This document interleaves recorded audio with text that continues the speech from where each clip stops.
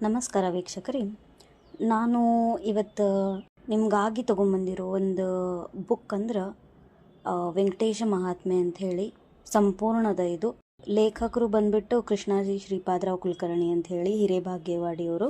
ಅವರು ಬುಕ್ ಬಗ್ಗೆ ಒಂದೆರಡು ಮಾತು ಹೇಳಬೇಕಂತಂದ್ರೆ, ವೆಂಕಟೇಶ ಮಹಾತ್ಮೆಯನ್ನು ಪೂರ್ತಿಯಾಗಿ ವಿವರಣೆಯನ್ನು ಕೊಟ್ಟು ನಮಗೆ ಪೂರ್ತಿ ಅರ್ಥ ಆಗುವಂಗೆ ಸರಳ ಭಾಷೆಯೊಳಗೆ ತಿಳಿಸಿಕೊಟ್ಟಂಥ ಒಂದು ಬುಕ್ ಆಗಿದೆ. ಇದ್ರೊಳಗೆ ಎಷ್ಟು ಅಧ್ಯಾಯವ ಅಂದ್ರೆ ಟೋಟಲ್ 15 ಅಧ್ಯಾಯವ. ನಾನು ನಿಮಗೆ ಡೈಲಿ ಒಂದೊಂದು ಅಧ್ಯಾಯ ಈಗ ಸ್ಟಾರ್ಟ್ ಮಾಡ್ಲಿಕತ್ತೀನಿ. ನವರಾತ್ರಿ ಇರೋದ್ರಿಂದ ಭಾಳ ಮಂದಿ ಅನ್ಕೊಂಡಿರ್ತೀರಿ ಓದ್ಬೇಕಂತ ಹೇಳಿ. ನಮ್ಮ ಮನೆಯೊಳಗೆ ಎವ್ರಿ ಟೈಮ್ ಅಮ್ಮ ಓದಿಸ್ತಿದ್ಲು ನನ್ನ ಕಡೆ. ನಾ ಸಣ್ಣಕ್ಕಿದ್ದಾಗ ಅವಾಗ ನಂಗೆ ಅರ್ಥ ಆಗ್ತಿರ್ಲಿಲ್ಲ ಯಾಕೆ ಓದಿಸ್ತಾಳಿಕಿ ಅಂತ ಹೇಳಿ.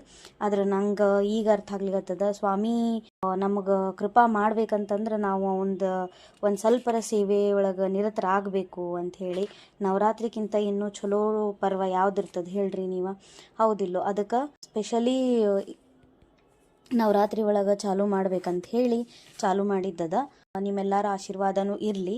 ನೀವು ಯಾವ್ದಾರ ಕತಿ ಏನಾರ ನಿಮ್ಮ ಅನುಭವ ಏನಾರ ಹಂಚ್ಕೊಳ್ಳೋದಿತ್ತಂದ್ರೆ, ವೆಂಕಟೇಶ್ವರ ಸ್ವಾಮಿ ಕೃಪಾ ನಿಮ್ಮ ಮೇಲೆ ಆಗಿರೋದಿತ್ತಂದ್ರೆ, ವಿಶೇಷ ರೀತಿ ಒಳಗೆ ನಿಮಗೆ ಅದು ಅನುಭವ ಆಗಿತ್ತಂದ್ರೆ ಪ್ಲೀಸ್ ನಮ್ಮ ಜೊತೆ ಹಂಚ್ಕೋರಿ ಕಮೆಂಟ್ ಸೆಕ್ಷನ್ಸ್ ಒಳಗೆ. ಹಂಗೆ ಲೈಕ್, ಶೇರ್ ಮತ್ತು ಸಬ್ಸ್ಕ್ರೈಬ್ ಮಾಡಿರಿ. ಯಾಕಂದ್ರೆ ಸ್ವಾಮಿ ಮಹಾತ್ಮೆ ಭಾಳ ಮಂದಿ ತನಕ ತಲುಪಲಿ, ಭಾಳ ಮಂದಿಗೆ ಮಹಾತ್ಮೆ ಏನದ ಅನ್ನೋದು ಅರ್ಥ ಆಗಲಿ ಅನ್ನೋದು ನಮ್ಮ ಆಶೆ ಆಗಿದೆ.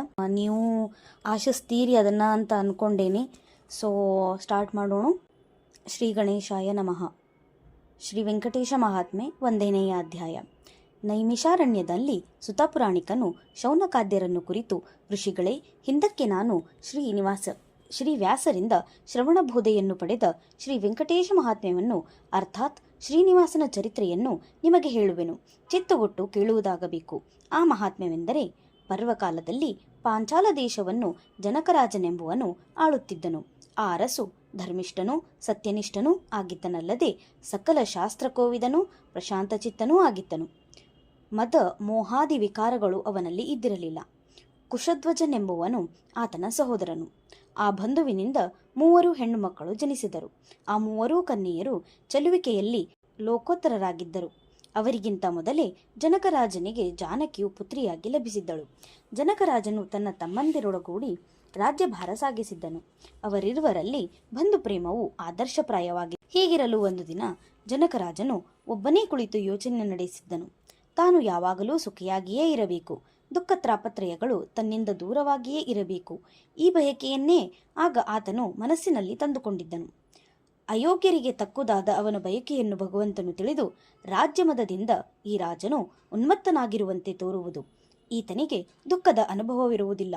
ಅದನ್ನು ವ್ಯಕ್ತವಾಗಿ ಅನುಭೋಗಿಸುವಂತೆ ಮಾಡಿ ಈತನನ್ನು ನಿಜವಾದ ಮಾರ್ಗದಲ್ಲಿ ತಂದು ಬಿಡಬೇಕು ಎಂಬ ವಿಚಾರದಿಂದ ಒಂದು ದುರ್ಘಟನೆಯನ್ನು ಉಂಟು ಮಾಡಿದನು. ಅದಾವುದೆಂದರೆ, ಒಂದು ದಿನ ದೈವಯೋಗದಿಂದ ಕುಶಧ್ವಜನು ಅಕಸ್ಮಾತ್ತಾಗಿ ಮರಣ ಹೊಂದಿದನು. ಆಗ ಆತನ ಧರ್ಮಪತ್ನಿಯು ರಾಜ್ಯ ಸುಖವನ್ನು ಮಕ್ಕಳನ್ನು ತೊರೆದು ಸಹಗಮನದಿಂದ ತನ್ನ ಪತಿಯ ಲೋಕವನ್ನೈಸಿದಳು. ಜನಕರಾಜನು ಮೃತರಾದ ಕುಶಧ್ವಜ ದಂಪತಿಗಳನ್ನು ನೆನೆದು ಶೋಕ ಮಾಡಹತ್ತಿದನು. ಅವನು, ನಾನು 80,000 ವರ್ಷ ವಯಸ್ಸಿನ ವೃದ್ಧನಾಗಿದ್ದರೂ ಇದುವರೆಗೆ ದುಃಖಗಳನ್ನೂ ಕಂಡಿರಲಿಲ್ಲ. ಇಂದಿನಿಂದ ನಾನು ಈ ದುಃಖದ ಮಡುವಿನಲ್ಲಿಯೇ ಬಿದ್ದು ಬಿಟ್ಟೆನಲ್ಲ ಎಂದು ಮತ್ತೆ ಮತ್ತೆ ಶೋಕಿಸಹತ್ತಿದನು. ಎದೆ ಬಡಿದುಕೊಂಡು ವ್ಯಥೆಪಡಹತ್ತಿದನು. ಆಗ ಮಂತ್ರಿ, ಪುರೋಹಿತರು ರಾಜನನ್ನು ಸಾಂತ್ವನಗೊಳಿಸಿದರು. ಕುಶಧ್ವಜನ ಮಕ್ಕಳು ಸಣ್ಣವರಿದ್ದುದರಿಂದ ಜನಕರಾಜನು ತಾನೇ ಕುಶಧ್ವಜನ ಉತ್ತರಾದಿ ಕ್ರಿಯಾದಿಗಳನ್ನು ಮಾಡಿದನು. ಮಾತೃಹೀನರಾದ ತಮ್ಮನ ಮಕ್ಕಳನ್ನು ತಾನೇ ಮಮತೆಯಿಂದ ಸಲುಹತ್ತಿದನು. ಮೇಲಿಂದ ಮೇಲೆ ತಮ್ಮನನ್ನು, ಆತನ ಹೆಂಡತಿಯನ್ನೂ ನೆನೆದು ಶೋಕಿಸಹತ್ತಿದನು. ಮೃತರಾದ ಅವರ ಚಿಂತೆಯಲ್ಲಿಯೇ ಅವನು ಆಹಾರ, ನಿದ್ರೆ, ಭೋಗಗಳನ್ನು ತೊರೆದು ಸೊರಗಿದನು. ಅವನಿಗೆ ಸುಖವೇ ಕಾಣದಾಯಿತು. ಹೀಗಿರಲು ಒಂದು ದಿವಸ ವಾಮದೇವನ ಬಂಧು ಶತಾನಂದ ಋಷಿಯು ರಾಜನ ದುರವಸ್ಥೆಯನ್ನು ಕೇಳಿ ಸಾಂತ್ವನಗೊಳಿಸುವುದಕ್ಕೆಂದು ಆ ಜನಕರಾಜನಲ್ಲಿಗೆ ಬಂದನು. ರಾಜನಿಂದ ಯಥೋಚಿತ ಸತ್ಕಾರ ಹೊಂದಿ ಉಚಿತಾಸನದಲ್ಲಿ ಕುಳಿತನು. ರಾಜನು ವ್ಯಸನಾಕ್ರಾಂತವಾದ ಮುಖಮುದ್ರೆಯನ್ನು ನೋಡಿ ಗೌತಮಪುತ್ರ ಶತಾನಂದನು ರಾಜನ ಹೃದ್ವೇದನೆ ದೂರಾಗುವುದಕ್ಕೆ ಹಲವು ಸಮಯೋಚಿತ ಮಾತುಗಳನ್ನು ಹೇಳಿದನು. ಆಗ ರಾಜನು, ಮಹಾಪ್ರಾಜ್ಞ ಮುನಿಯೇ, ನನಗೀಗ ವಾರ್ಧಕ್ಯ ಬಂದೊದಗಿದೆ. ನನ್ನ ಮಗಳೂ ನನ್ನ ತಮ್ಮನ 3 ಹೆಣ್ಣು ಮಕ್ಕಳು ಸದ್ಯ ಉಪವರರಾಗಿರುವರು. ನನ್ನ ಪ್ರತಿಯೊಂದು ಕರ್ಮದ ಭಾರವಹಿಸಿ ಕೊನೆಗಾಣಿಸುತ್ತಿದ್ದ ನನ್ನ ಬಂಧುವು ನನ್ನಿಂದ ಅಗಲಿದನು. ಮುಂದೆ ನನ್ನ ಗತಿಯೇನು? ತಮ್ಮನ ಸಂಬಂಧದ ದುಃಖವಷ್ಟೇ ನನಗಿಲ್ಲ, ಈ ಕನ್ಯೆಯರಾದ ಜಾನಕಿ, ಮಾಂಡವಿ, ಶ್ರುತಕೀರ್ತಿ ಹಾಗೂ ಊರ್ಮಿಳೆ ಇವರೆಲ್ಲರ ವಿವಾಹದ ಚಿಂತೆಯು ನನ್ನನ್ನು ಅನಿವಾರ್ಯ ದುಃಖಕ್ಕೀಡು ಮಾಡಿದೆ. ರಾವಣ ಮೊದಲಾದ ರಾಕ್ಷಸರು ನನಗೆ ಅತ್ಯಂತ ಶತ್ರುಗಳು. ಅವರ ಭಯವಂತೂ ನನ್ನ ಹೃದಯದಲ್ಲಿ ನಡುಗು ಹುಟ್ಟಿಸಿರುವುದು. ಒಂದು ವೇಳೆ ಆ ವೈರಿ ರಾಕ್ಷಸರು ನನ್ನ ಮೇಲೆ ಏರಿ ಬಂದದ್ದಾದರೆ ಅವರೊಡನೆ ಜೀರ್ಣದೇಹಿಯಾದ ನಾನು ಅದೆಂತೂ ಯುದ್ಧ ಮಾಡುವೆನು? ಎಲೆ ಋಷಿಯೇ, ಆ ರಾವಣನು ಅದಾವ ನಿಮಿತ್ತದಿಂದಲೋ ಇಲ್ಲಿಗೆ ಪ್ರತಿದಿನ ರಾತ್ರಿಯಲ್ಲಿ ಬರುತ್ತಿರುವನು. ಅವನ ಹವಣಿಕೆ ಏನಿರುವುದೋ ಅದು ನನಗೆ ತಿಳಿಯದಾಗಿದೆ.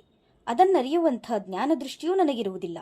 ಅದಿರಲಿ ಶತಾನಂದನೇ, ನನ್ನ ಮಗಳು ಚಲುವೆಯಾದ ಸೀತಾದೇವಿಗೆ ಸುಂದರನಾದವರನು ಅದೆಂದು ದೊರಕುವನು ಎಂಬ ಚಿಂತೆ ನನ್ನನ್ನು ಕಾಡಿದೆ. ನನ್ನ ಹಾಗೂ ನನ್ನ ತಮ್ಮನ ಹೆಣ್ಣು ಮಕ್ಕಳು ವಿವಾಹಿತರಾಗಿ ಸುಖವಾಗಿರಬೇಕೆಂಬ ಇಚ್ಛೆಯು ನನ್ನದಾಗಿದೆ.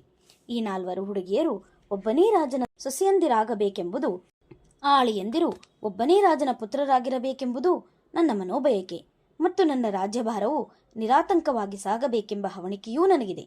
ಇದಕ್ಕೆ ಉಪಾಯವೇನು ಎಂದು ಜನಕರಾಜನು ತನ್ನ ಹೃದಯದ ದುಗುಡವನ್ನು ಮುಚ್ಚಿಡದೆ ಆ ಮುನಿಯೆದುರು ತೋಡಿಕೊಂಡನು.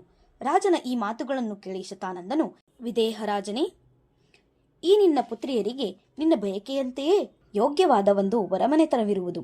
ಭೂಮಿಯ ಮೇಲಿನ ಯಾವ ರಾಜ್ಯದಲ್ಲಿಯೂ ಅಂಥ ಸ್ಥಳ ಬೇರೆ ಇಲ್ಲ. ಆ ಮನೆತನದಲ್ಲಿ ಒಬ್ಬನೇ ರಾಜನ 4 ರಾಜಪುತ್ರರಿರುವರು.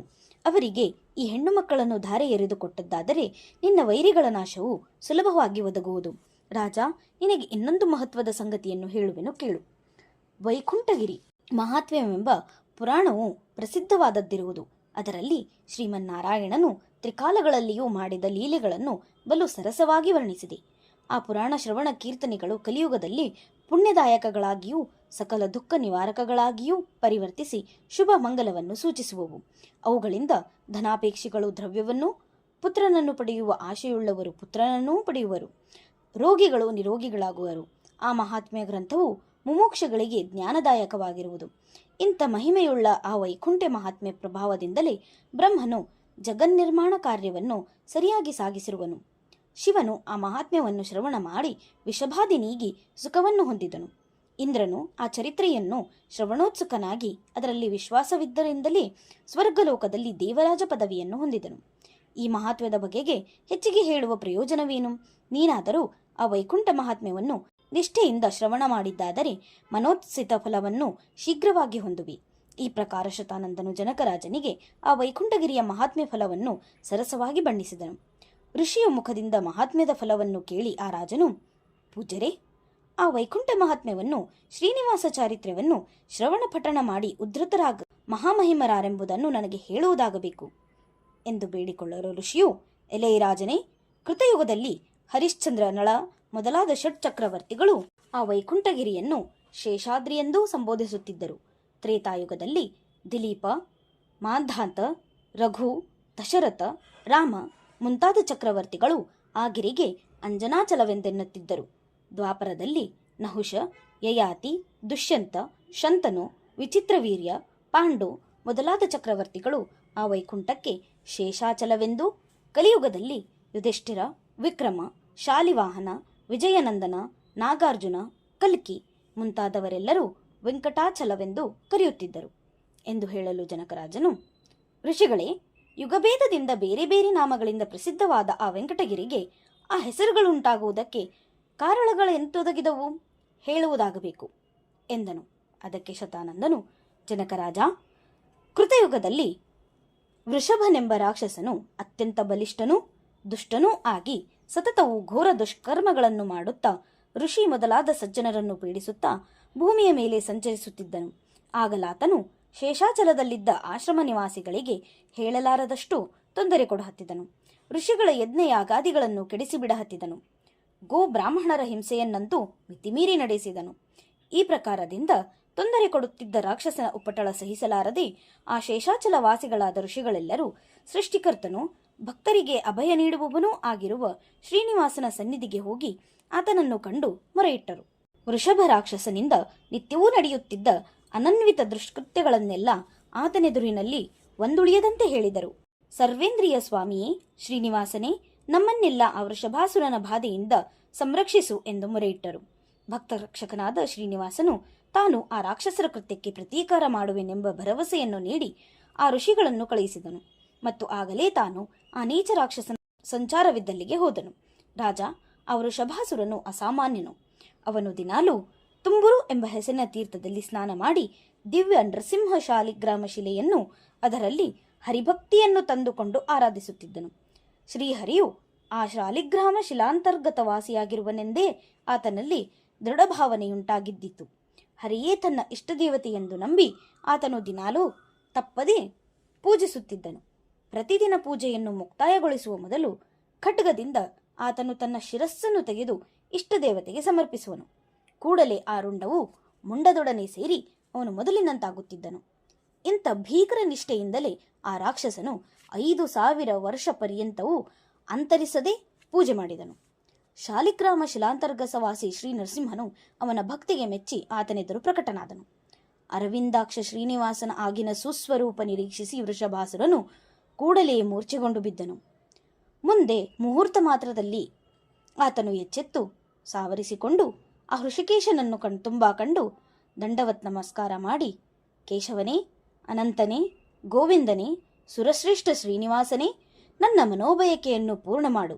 ನನಗೆ ಸ್ವರ್ಗ ಮೋಕ್ಷಗಳು ಬೇಕಾಗಿಲ್ಲ. ಇನ್ನಿತರ ಯಾವ ವರಗಳೂ ನನಗೆ ಅವಶ್ಯವಿಲ್ಲ. ಕೇವಲ ನಿನ್ನೊಡನೆ ಕಾದುವ ಹಂಬಲವು ನನ್ನಲ್ಲಿ ಹಿರಿದಾಗಿದೆ. ನೀನು ಹಲವು ಅವತಾರಗಳಲ್ಲಿ ತೋರಿಸಿದ ಪರಾಕ್ರಮ ಪ್ರಭಾವವನ್ನು ನಾನು ಕೇಳಿರುವೆನು. ಪುರುಷೋತ್ತಮ, ಇದೀಗ ನಾನು ನಿನ್ನೊಡನೆ ಯುದ್ಧಕ್ಕೆ ಸನ್ನದ್ಧನಾಗಿ ನಿಂತಿರುವೆನು.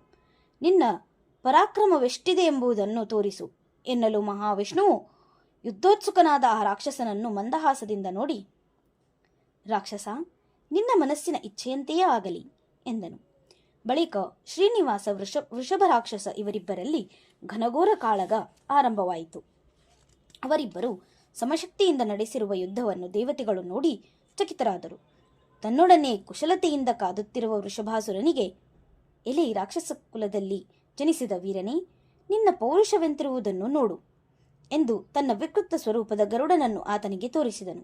ಹಾಗೂ ಆ ಗರುಡನನ್ನು ಆರೋಹಿಸಿದ ವಿಶ್ವರೂಪಿಯು ನಾಶರಹಿತನು, ಸಹಸ್ರ ಭುಜಗಳುಳ್ಳವನು ಹಾಗೂ ಸಹಸ್ರಾಯುಧಗಳಿಂದ ಒಪ್ಪುವವನೂ ಆಗಿರುವ ತನ್ನ ವಸುದೇವನ ರೂಪವನ್ನು ತೋರಿಸಿದನು. ಆ ವೃಷಭನು ದೇವಮಾಯೆಯನ್ನು ನೋಡಿ ಆಗಲೇ ತನ್ನ ರಾಕ್ಷಸ ಮಾಯೆಯನ್ನು ಉಪಯೋಗಿಸಿದನು. ಅವನು ಗರುಡ, ವಿಷ್ಣು ಇವರನ್ನು ಬೇರೆ ಬೇರೆ ಮಾಡಿದನು. ಯುದ್ಧ ನಿರೀಕ್ಷಿಸುತ್ತಲಿದ್ದ ದೇವತೆಗಳಿಗೆ ಆ ಅಸುರ ಮಾಯೆಯು ಭ್ರಮೆಯನ್ನುಂಟು ಮಾಡಿತು. ಶ್ರೀನಿವಾಸನು ಆ ರಾಕ್ಷಸ ಮಾಯೆಗಿಂತಲೂ ಅಧಿಕವಾದ ಸ್ವಮಾಯೆಯಿಂದ ಸುರರಿಗೆ ಮೋಹವನ್ನುಂಟು ಮಾಡಿದನು. ಆ ರಾಕ್ಷಸ ಅತಿಕ್ರಮಣವನ್ನು ಕ್ಷಮಿಸಿ ಹರಿಯು ಅವನನ್ನು ಹೊಗಳುತ್ತಾ, ಎಲೆ ರಾಕ್ಷಸ ವೀರನೇ, ಮರದಿಂದ ಹಣ್ಣನ್ನು ಉದುರಿಸಿ ಕೆಡುವಂತೆ ನನ್ನ ಶರೀರದಿಂದ ಶಿರಸ್ಸನ್ನು ಆ ಚಕ್ರದಿಂದ ತೆರೆಯುವೆನು ಎಂದೆನ್ನಲು ಸುರವಂದ್ಯ ಶ್ರೀನಿವಾಸನನ್ನು ಆ ವೀರರಾಕ್ಷಸನು ಓಡುತ್ತಾ ಹೋಗಿ ನಮಸ್ಕರಿಸಿದನು. ಹಾಗೂ ಅವನು ವಿಷ್ಣುವನ್ನು ಕುರಿತು, ಚಕ್ರಪಾಣಿಯೇ, ನಿನಗೆ ನನ್ನ ನಮಸ್ಕಾರವು. ನಿನ್ನ ಚಕ್ರದ ಪರಾಕ್ರಮವನ್ನರಿತಿರುವೆನು. ಅದರಿಂದ ಹತನಾದವನು ಮುಕ್ತಿಗೀಡಾಗುವುದರಲ್ಲಿ ಸಂಶಯವಿಲ್ಲ. ನಿನ್ನ ಚಕ್ರದಿಂದ ಸಂಹಾರ ಹೊಂದಿದ ಕೀರ್ತಿಮಾನ್ ಎಂಬ ರಾಜನ ಕೀರ್ತಿಯು ಜಗತ್ತಿನಲ್ಲಿ ಎಲ್ಲೆಡೆಗೂ ವ್ಯಾಪಿಸಿತ್ತು. ಇಂಥ ಮಹಿಮಾಸ್ಪದ ಚಕ್ರದಿಂದ ನಾನಾದರೂ ಹತನಾಗಿ ನಿನ್ನ ಮಂದಿರ ಸೇರುವೆನು ಎಂದು ನುಡಿದು ವೃಷಭಾಸುರನು ಹರಿಯ ಪಾದಗಳ ಮೇಲೆ ಬಿದ್ದನು. ಹಾಗೂ ಅವನು ಹರಿಯನ್ನು ಕುರಿತು, ದೇವ, ಈ ವೈಕುಂಠಗಿರಿಯು ಶ್ರೇಷ್ಠವಾಗಿದ್ದರೂ ನನ್ನ ಹೆಸರು ಅಚಂದ್ರಾರ್ಕವಾಗಿ ಉಳಿಯುವಂತೆ ಮಾಡಬೇಕು ಎಂದು ವರವನ್ನು ಬೇಡಿಕೊಂಡನು. ಮತ್ತು ಆ ರಾಕ್ಷಸನು ಇಂತು ಶ್ರೀಹರಿಯಿಂದ ವರಬೇಡಿ ಆ ಕೂಡಲೇ ಅವನನ್ನು ಆಲಂಗಿಸಿ ತನ್ನ ಪ್ರಾಣವನ್ನು ತ್ಯಜಿಸಿ ಬಿದ್ದನು. ಜನಕರಾಜ, ಈ ವೃಷಭಾಸುರನ ದೆಸೆಯಿಂದ ಆ ಗಿರಿಯು ವೃಷಭಶೈಲವೆಂದು ಆಗಿನಿಂದ ಪ್ರಸಿದ್ಧಿಯನ್ನು ಹೊಂದಿತ್ತು ಎಂದು ಶತಾನಂದನು ಹೇಳಲು ಜನಕರಾಜನು, ಋಷಿವರ್ಯರೇ, ತ್ರೇತಾಯುಗದಲ್ಲಿ ಇದಕ್ಕೆ ಅಂಜನಾಶೈಲವೆಂಬ ಹೆಸರೇಕೆ ಇದ್ದಿತ್ತೆಂಬುದನ್ನು ನನಗೆ ಹೇಳುವುದಾಗಬೇಕು ಎಂದು ಕೇಳಿದನು.